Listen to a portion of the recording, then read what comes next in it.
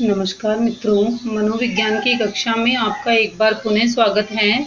जैसा कि आपको विदित है कि हम मनोविज्ञान से रिलेटेड हम अध्ययन कर रहे थे, जो कि हमारे रीट लेवल 1 व 2 सी-टेट, यूपी-टेट, एमपी-टेट या फर्स्ट ग्रेड, सेकंड ग्रेड कोई भी परीक्षाएं हों, वहाँ पर यह निश्चित रूप से हमारे काम में आती है।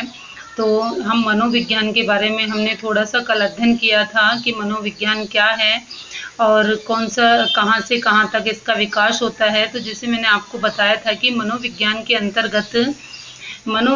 अंतर्गत मैंने आपको बताया था कि बालक के जन्म से पूर्व से लेकर के और बालक के किशोरावस्था तक का जो विकास है वो मनोवैज्ञानिक प्रक्रिया का एक विकास है। तो इसी से रिलेटेड हमारे कुछ शिक्षण विधियां हैं, है ना। इनकी कुछ समस्याओं का वस्तुनिष्ठ अध्ययन हम करेंगे। देखिए, इसमें सबसे पहले मैं आपको थोड़ा सा एक अपने जो पद्धति है वह साधारण भाषा में पद्धति को कार्य करने का ढंग कहा जाता है। चार्ल्स गाइड के अनुसार वैज्ञानिक भाषा में पद्धति शब्द का प्रयोग उस मार्ग के लिए किया जाता है जिसका सत्य की खोज के लिए अनुसरण करना आवश्यक है। इसके द्वारा हम शिक्षा मनोविज्ञान के क्षेत्र की समस्याओं का वस्तुनिष्ठ अध्ययन करते हैं। देखो, क्रमबद्ध चरित्र लेखन विधि। क्रमबद्ध चरित्र लेखन विधि क्या है? क्रमबद्ध चरित्र लेखन विधि, इसके बारे में मैं आपको थोड़ा सा बताना चाहूँगी। इस विधि का प्रयोग प्राचीन वैज्ञानिकों विलियम प्रेयर, केसी मोरे, डी.आर. जेजर, जी.एस. गेल, जी.वी.एन. डार्बर ने किया था। प्रेयर ने चरित्र लेखन से यह जानने का प्रयास किया कि जन्म के समय कौन कौन सी सहज क्रियाएं पाई जाती हैं। इस विधि के अध्ययनकर्ता बालक के व्यवहार का प्रतिदिन निरीक्षण करता है और निरीक्षण के आधार पर व्यवहार की विशेषताओं का क्रमबद्ध ढंग से नोट करके एक रिकॉर्ड तैयार करता है। वही रिकॉर्ड चरित्र लेखन कहलाता है। इसमें बालक के व्यवहार का निरीक्षण स्वतंत्र वातावरण में किया जाता है। इसके मुख्य दोष हैं: इस विधि का उपयोग उस अवस्था में ही किया जा सकता है जब अध्ययनकर्ता बालक के मधुर भावों और क्रियाओं से प्रभावित होता हो, तथा इस अवस्था में एकत्रित रिकॉर्ड पक्षपातपूर्ण हो सकता है। इस विधि के समय अधिक व्यय होता है। इस विधि की कोई प्रामाणिक प्रक्रिया विधि नहीं है और यह विधि वैज्ञानिक विधि भी नहीं है। अब आगे देखिए, नेक्स्ट जो हमारी विधि है वह है निरीक्षण विधि। वह क्या है? हमारी निरीक्षण विधि। अब निरीक्षण विधि के अंतर्गत क्या क्या चीजें आती हैं उसका भी हम थोड़ा सा अध्ययन कर लेते हैं। देखिए मित्रों, इस विधि का उपयोग छोटे बच्चों और शिशुओं की समस्याओं के अध्ययन के लिए किया जाता है। इस विधि का प्रयोग किसके लिए किया जाता है? छोटे बच्चों व शिशुओं की समस्याओं के अध्ययन के लिए किया जाता है। बाल मनोविज्ञान की समस्याओं के अध्ययन में इस विधि का सर्वप्रथम प्रयोग जर्मनी में हुआ था। इस विधि का सर्वप्रथम प्रयोग कहाँ हुआ था? जर्मनी में हुआ था। इस विधि का सर्वप्रथम जो प्रयोग है वह कहाँ पर हुआ था? जर्मनी में हुआ था। अमेरिका में वाटरसन ने इस विधि का प्रयोग बालकों के प्राथमिक संवेगों के अध्ययन में किया था। इस विधि के द्वारा बाल व्यवहार के निरीक्षण के लिए भिन्न भिन्न मनोवैज्ञानिकों ने कुछ भिन्न भिन्न प्रणालियों को भी अपनाया। प्रथम प्रणाली थी डायरी डिस्क्रिप्शंस प्रणाली, अर्थात बायोग्राफी मेथड। उसे हम बायोग्राफी मेथड विधि भी कहते हैं। अब देखो, एग्जाम में ये प्रश्न बन सकता है, बायोग्राफी मेथड किसे कहते हैं? तो कौन सी प्रणाली होगी ये? डायरी डिस्क्रिप्शन विधि, है ना। दूसरी प्रणाली थी यहाँ पर, कि जो दूसरी प्रणाली है वह है स्पेसिमेन डिस्क्रिप्शंस टेक्निक। इसका उपयोग भी सी टूकर, आर.सी. चाकर, E.H.E. Hartley, P.V. गम्स ने किया है। नेक्स्ट देखिए,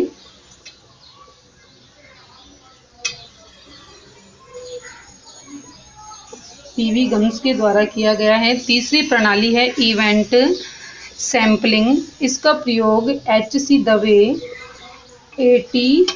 जर्सेल्ड, M.H. Spell, P.V. Gums, F.F. Right ने किया है। निरीक्षण विधि में अध्ययन सावधानी से किया जाता है। नेत्रों का पूरी तरह उपयोग होता है। अध्ययन करने वाला प्रत्यक्ष रूप से भाग लेता है। इस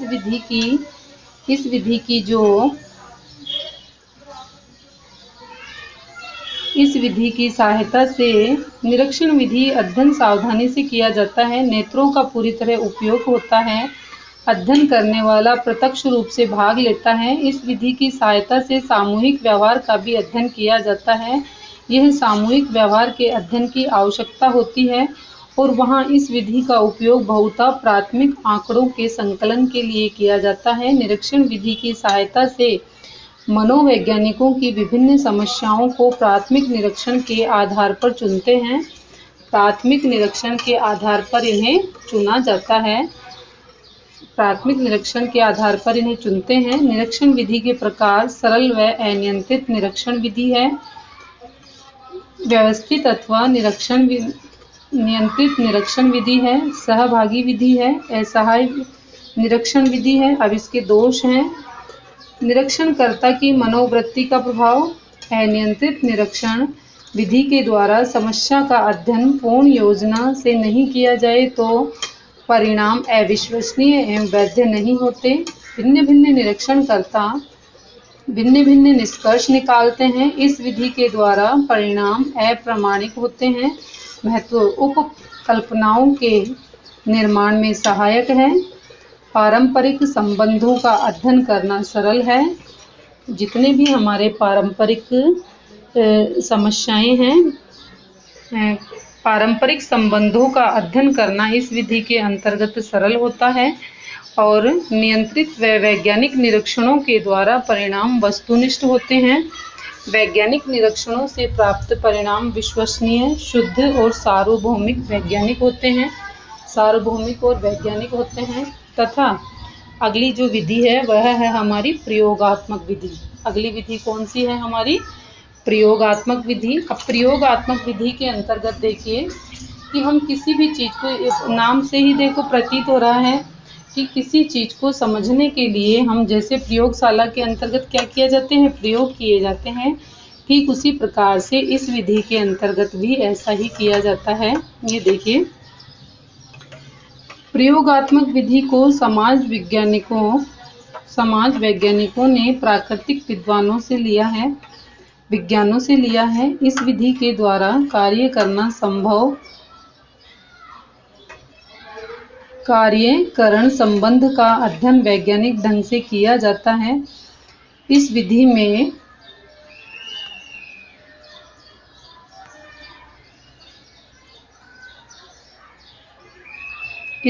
में चरों को योजनानुसार घटा बढ़ा करके नियोजित किया जाता है। नियोजित दशाओं में निरीक्षण को लेकर परिकल्पना को सत्य व असत्य सिद्ध किया जाता है। अब देखो नेक्स्ट इस पे अपन चलते हैं। सत्य और असत्य किया जाता है। बालकों की प्रेरणा, परिपक्वता, अधिगम, अनुबंधन तथा विभेदीकरण तथा संवेगात्मक अनुक्रियाओं आदि से संबंधित समस्याओं का अध्ययन इस विधि के द्वारा किया जाता है। इस विधि के दो चर होते हैं, एक तो आश्रित और एक होता है स्वतंत्र चर। प्रयोगात्मक विधि में कम से कम 2 अध्ययन समूह होते हैं। इसमें से एक अध्ययन तो समूह नियंत्रित समूह तथा दूसरा अध्ययन समूह प्रयोगात्मक समूह कहलाता है। इसके प्रमुख चरण देखिए। समस्या का निर्धारण, संबंधित साहित्य का अध्ययन और उपकल्पना निर्माण, प्रयोज्य चर और प्रयोगात्मक अभिकल्प, उपकरण तथा सामग्री, नियंत्रण, निर्देशन तथा विधि, परिणाम, व्याख्या तथा सामान्यीकरण। अब इसके लाभ देखिए। कार्य और करण संबंधों का अध्ययन इस विधि के द्वारा जितनी शुद्धता से किया जाता है उतना दूसरी विधि से नहीं किया जा सकता। यह विधि उपकल्पना के परीक्षण की श्रेष्ठ विधि है। यह सर्वाधिक वैज्ञानिक विधि है। इस विधि के द्वारा अध्ययन के आधार पर प्राप्त परिणाम विश्वसनीय, वैध तथा सार्वभौमिक होते हैं। इस विधि के प्रयोग के कारण ही मनोविज्ञान अन्य प्राकृतिक विज्ञानों की श्रेणी में गिना जाने लगा है। इसके दोष क्या हैं? मनोविज्ञान की समस्याओं का इस विधि में अध्ययन करते समय सबसे बड़ी कठिनाई यह है कि व्यवहार विशेष को प्रभावित करने वाले अनेक कारकों को नियंत्रित करना पड़ता है। इस विधि के द्वारा विभिन्न चरों का प्रहसन कुछ अवस्थाओं में कठिन है, कुछ जटिल मानसिक प्रक्रिया और सामाजिक परिस्थिति प्रयोगशाला में अध्ययन इस विधि के द्वारा किया जाता है।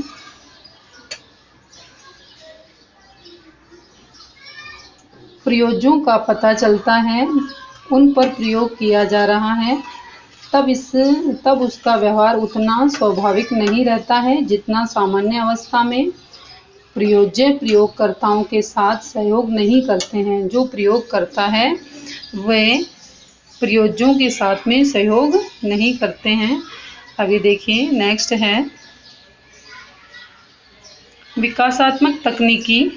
बाल मनोविज्ञान की विकासात्मक समस्याओं का अध्ययन करने में मनोवैज्ञानिक प्राय दो प्रणालियों का प्रयोग करते हैं। एक तो है समकालीन अध्ययन प्रणाली। हॉरलॉक के अनुसार जब विकास की भिन्न भिन्न अवस्थाओं में कुछ योग्यताओं का मापन किया जाए तो उसे समकालीन अध्ययन कहा जाता है। इस अध्ययन प्रणाली में सर्वप्रथम भिन्न भिन्न अवस्था के बालकों के समूह को चुना जाता है। फिर अध्ययन समस्याओं से संबंधित शारीरिक व मानसिक योग्यताओं के विकास के क्रमों का इन विभिन्न स्तरों के बालकों में निरीक्षण किया जाता है। इस विधि के द्वारा किसी भी योग्यता या विशेषता के क्रमिक विकास के अध्ययन के साथ साथ भिन्न भिन्न आयु स्तरों के लिए मानक भी एकत्र किए जाते हैं। इस प्रणाली के द्वारा क्रमिक विकास का केवल अनुमानात्मक ज्ञान प्राप्त होता है, शुद्ध ज्ञान नहीं। अब इसकी उपयोगिता देखिए। विभिन्न आयु स्तरों के बालकों के क्रमिक विकास का तुलनात्मक अध्ययन संभव है।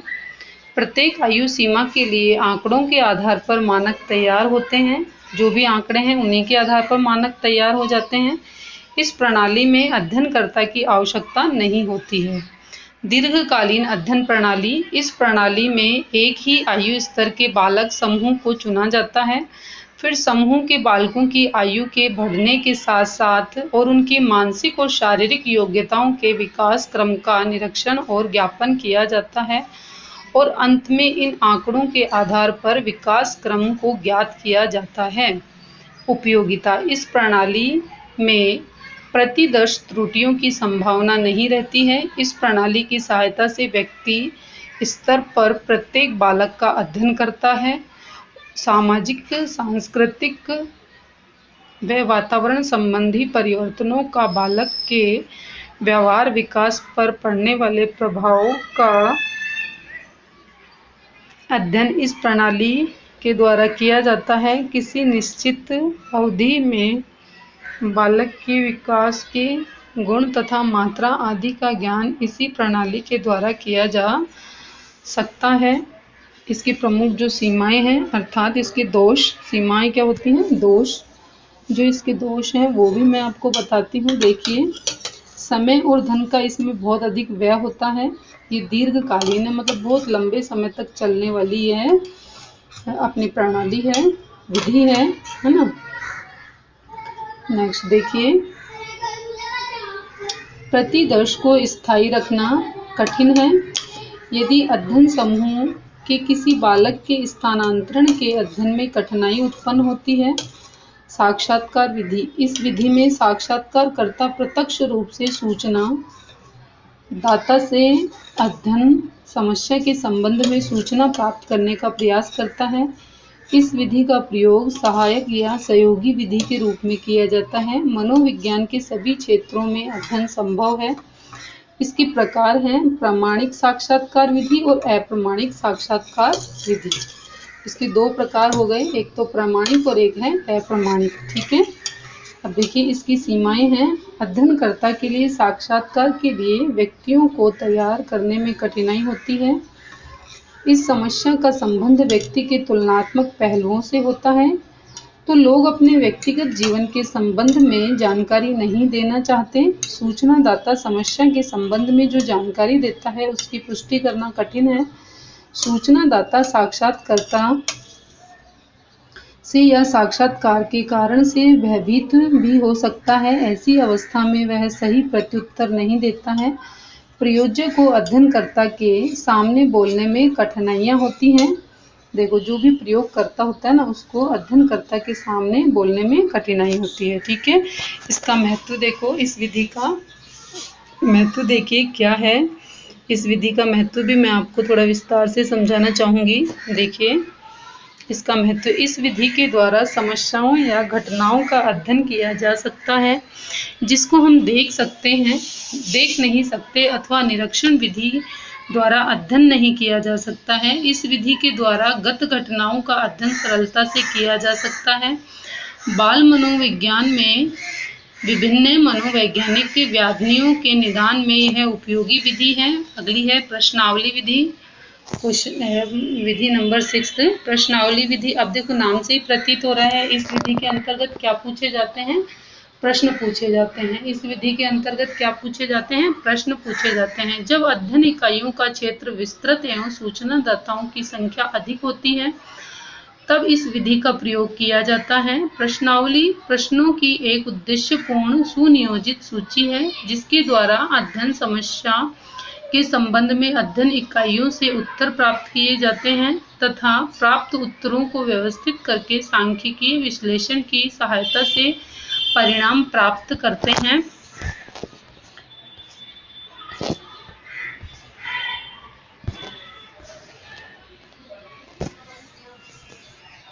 इसकी प्रकार है अप्रतिबंधित प्रश्नावली और प्रतिबंधित प्रश्नावली और चित्र प्रश्नावली। इसकी प्रमुख सीमाएं हैं। इसका प्रयोग बहुधा शिक्षित व्यक्तियों के लिए होता है। बहुत से सूचनादाता प्रश्नावली समय से भरकर नहीं देते हैं या खो देते हैं, प्रश्नावली को मनमाने ढंग से भरते हैं। उपयोगिता, इस विधि के द्वारा कम खर्च और कम समय में अधिक से अधिक अध्ययन इकाइयों का अध्ययन किया जाता है। आगे है परीक्षण या मनोमिति विधियां। वेस्ट के अनुसार मनोवैज्ञानिक परीक्षण एक उपकरण है जिसे मानव व्यवहार के किसी पक्ष के मापन या गणना के लिए तैयार किया जाता है। मनोवैज्ञानिक परीक्षण मानकीकृत, वस्तुनिष्ठ, विश्वसनीय तथा वैध है। मनोवैज्ञानिक परीक्षण बुद्धि परीक्षण, अधिक्षमता परीक्षण, उपलब्धि परीक्षण, व्यक्तिगत परीक्षण तथा अभिव्यक्ति परीक्षाएं। गुड एनफ ने लिखा है, ड्रॉ ए मैन परीक्षण का निर्माण किया और बालकों के व्यवहार के अध्ययन के लिए गैसले ने अनुसूचियों का निर्माण किया। बैचलर ने बालकों के लिए एक बुद्धि परीक्षण का निर्माण और प्रमाणीकरण किया जिससे 5 से 14 आयु वर्ष के बालकों की बुद्धि का मापन किया जा सके। जोशी ने बालकों की बुद्धि मापन के लिए एक अशाब्दिक बुद्धि परीक्षण का निर्माण किया। नेक्स्ट है अपने व्यक्तिक इतिहास विधि। बिसेंजे तथा बिसेंजे के अनुसार व्यक्तिक इतिहास अध्ययन विधि एक प्रकार की गुणात्मक व्याख्या है जिसमें एक व्यक्ति, एक परिस्थिति या एक संस्था का अति सावधानी से और पूर्ण अध्ययन किया जाता है। यह विधि संपूर्ण परिस्थिति प्रक्रिया के वर्णन या घटनाओं के संबंध में उसमें व्यवहार घटित होता है पर बल देती है। व्यक्तिक इतिहास अध्ययन विधि में व्यक्ति, परिवार, संस्था, समूह, समिति और समुदाय का एक इकाई के रूप में अध्ययन किया जाता है। इस विधि का प्रयोग मनोविज्ञान के विभिन्न क्षेत्रों की समस्याओं के अध्ययन में किया जाता है, जैसे सामाजिक व्याधिकीय समस्याओं का अध्ययन और समस्यात्मक बालकों का अध्ययन, मानसिक रोगों से पीड़ित व्यक्तियों का अध्ययन आदि इसी विधि के अंतर्गत किया जाता है। अर्थात इसमें व्यक्ति विशेष का अध्ययन किया जाता है। ठीक है, तो आज के लिए इतना ही काफ़ी है। हमने 8 विधियों का हमने अध्ययन कर लिया और इससे रिलेटेड यदि कोई जानकारी आपको मुझसे लेनी हो, वैसे तो देखिए मैं जो आपको ये पढ़ा रही हूँ ये हमारे बीएड के अंतर्गत चलने वाली और एसटीसी के अंतर्गत चलने वाली जो मनोविज्ञान वाली पुस्तक है उसमें से मैं आपको यह अध्ययन करवा रही हूँ, है ना। तो ये आपके लिए पूर्णतः वैलिड है, इसमें कहीं कोई शंका नहीं है। और आपके पास यदि बीएड की पुस्तक उपलब्ध है तो आप उसमें से पढ़ सकते हैं, है ना। और यदि इससे रिलेटेड कोई और जानकारी आपको चाहिए तो आप मुझे कमेंट के माध्यम से पूछ सकते हैं। मैं बिल्कुल आपको प्रूफ सहित, है ना, पुस्तक की पूरी फ़ोटो खींच करके आपको अच्छे से प्रॉपर वे में समझा करके आपको पढ़ाऊँगी, है ना। और ये जो आपके लिए जो कक्षाएँ चल रही हैं, वो कक्षाएँ केवल और केवल आपके दौरान के लिए चल रही हैं। बारीकी से अध्ययन तो देखो तब होता है जब हम पढ़ते जाते हैं और नोट्स बनाते जाते हैं, तब होता है। और ये तो केवल एक दौरान कार्य है और ऐसे लोगों के लिए है जो किताब लेकर के बैठ नहीं पाते हैं, तो आप इसे चला करके कहीं भी रख लें, अपनी रसोई में रख लें, या आप जहाँ पर जॉब कर रहे हैं वहाँ पर आप अपने आराम से सुन सकते हैं और अपने काम कर सकते हैं, है ना। तो इस तरह से आपकी सुविधा के लिए ये क्लासें चलाई जा रही हैं। अतः आप मेरे चैनल को लाइक, शेयर और सब्सक्राइब करें, अपने मित्रों के साथ बांटें। जय हिंद, जय भारत, नमस्कार।